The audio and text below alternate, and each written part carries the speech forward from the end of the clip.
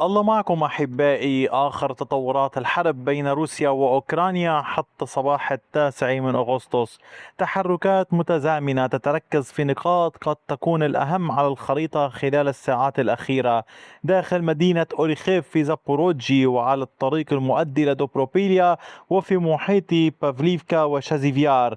لكن السؤال الأهم ليس فقط من تقدم اليوم، السؤال الأهم هو: هل نحن أمام تحركات متفرقة على جبهات بعيدة، أم أمام محاولة لتوسيع الضغط في وقت واحد وإجبار أوكرانيا على توزيع قواتها واحتياطاتها؟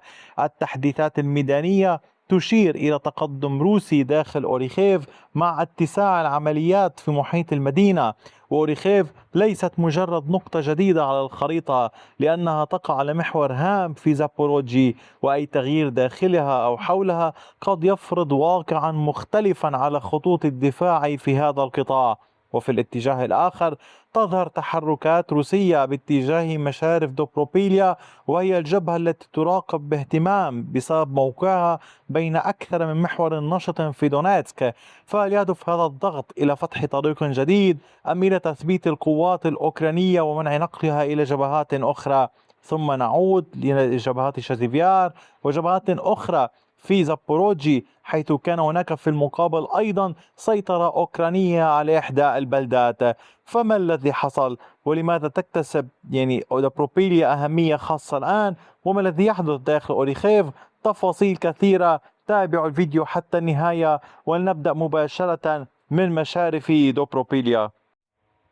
الوحدات الروسية العاملة في هذا القطاع من الفوج 177 والفوج 1153 مع تشكيلات عسكرية روسية أخرى تمكنت من السيطرة الكاملة على هذه المساحة باللون الزهري.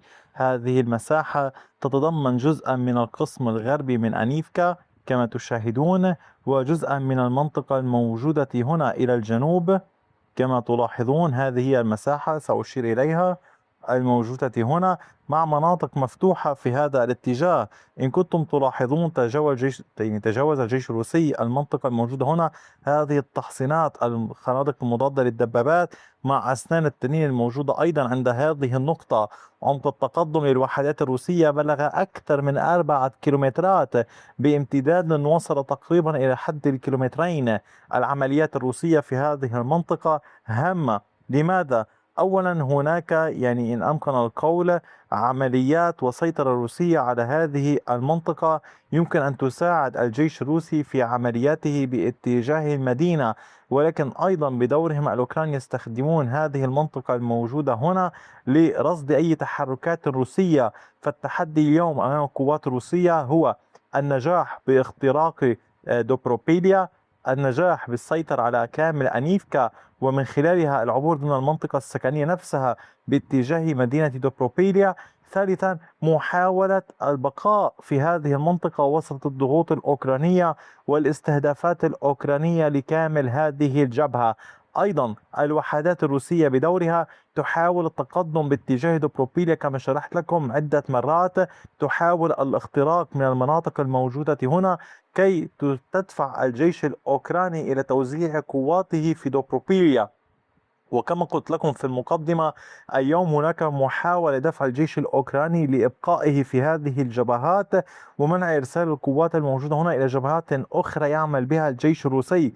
وفي الوقت نفسه زيادة الضغط، لربما قد يضطر الجيش الأوكراني إلى الاستعانة بقوات من جبهات أخرى إلى هنا. مثلا كما لاحظتم، بدل الاقتحام من اتجاه واحد يكون هناك محاولة للضغط من اتجاهات عديدة.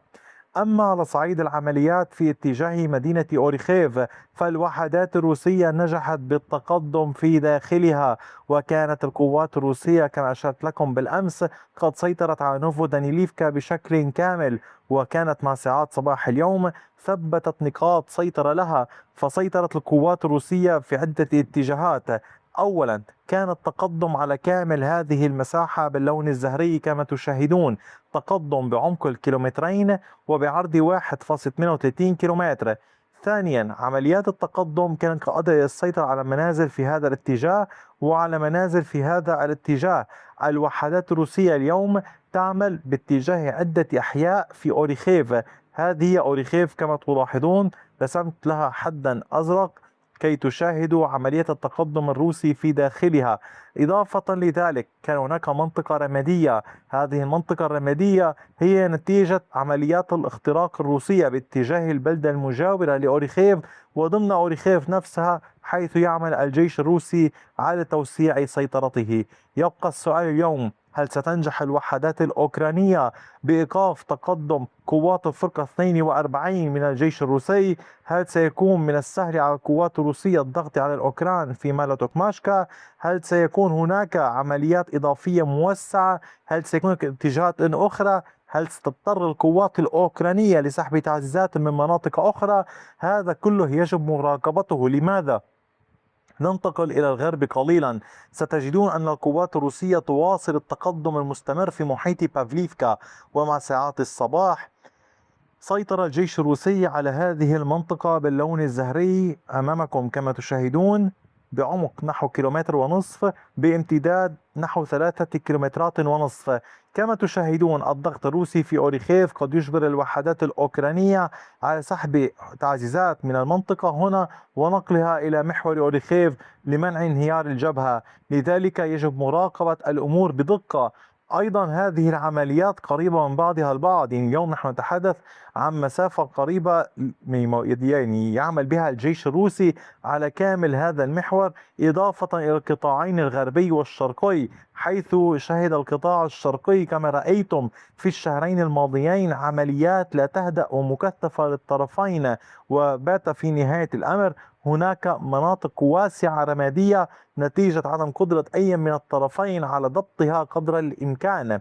وفيما يتعلق بالعمليات الأخرى الموجودة هنا، كان الأوكران قد واصلوا هجماتهم حتى سيطروا على كامل المنطقة الموجودة في هذا الاتجاه، على كامل بريمورسكي. الجيش الأوكراني كانت هذه المنطقة رمادية، ضبط السيطرة في هذا الاتجاه، تقدم بعمق تقريبي نحو 2.25 كيلومتر بعرض 1.34 كيلومتر، سيطر على كامل هذه المساحة باللون الأزرق كما تظهر أمامكم. العمليات مستمرة للجيش الأوكراني، ولكن اليوم نحن أمام مشهد ضغط روسي في الوسط ونحو الجهة الغربية، وضغط أوكراني في أقصى الغرب. فهل ستضطر الوحدات الأوكرانية لنقل تعزيزات من المنطقة هنا إلى أوريخيف، أو إيقاف الهجمات ونقل قوات إلى أوريخيف، أم ستنقلها من مكان آخر؟ وماذا سيحول بالمكان الذي تنقله منه؟ هذه أسئلة كثيرة الوقت سيجيب حولها. أما فيما يتعلق بالعمليات باتجاهات شازيفيار، كان الجيش الروسي قد واصل توسيع سيطرته بين شازيفيار ومدينة كوستانتينيفكا، وكانت الوحدات الروسية قد سيطرت على كامل هذه المنطقة هنا أمامكم باللون الزهري كما تشاهدون. عمق التقدم بلغ نحو 1.29 كيلومتر بعرض 1.34 كيلومتر.